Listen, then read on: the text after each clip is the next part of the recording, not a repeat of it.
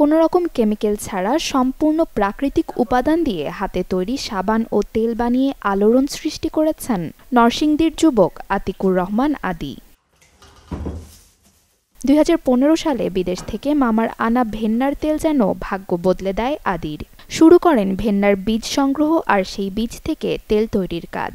পরবর্তীতে উদ্যোগ নেন সাবান বানানোর। নরসিংদীর চরসিন্দুর ইউনিয়নের জামতলা এলাকায় বাণিজ্যিকভাবে গড়ে তোলেন অর্গানিক তেল ও সাবান তৈরির খামার ও কারখানা। আমার উদ্দেশ্য হলো বাংলাদেশের মানুষকে স্কিনের এই ধোঁকা থেকে বাঁচানো এবং বিদেশে পাঠায়া ডলার নিয়ে আসা। সাবান তৈরির উপকরণ হিসেবে ব্যবহার হয় লেমন গ্রাস, তুলসী, সজিনা পাতা, যেগুলো নিজ বাগান থেকে সংগ্রহ করেন আদি। আদির দাবি এই সাবান ও তেল ত্বক আর চুলের জন্য উপকারী, ফলে চাহিদা বাড়ছে তার এই অর্গানিক পণ্যগুলোর।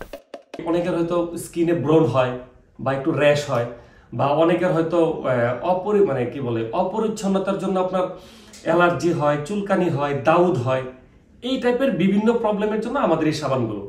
প্রতি মাসে তেল ও সাবান বিক্রি করে আদির আয় 15 লাখ টাকার বেশি। সরকারি সহযোগিতায় অর্গানিক পণ্যগুলো দেশের বাইরে রপ্তানির আশা তার। Desk report, channel 24।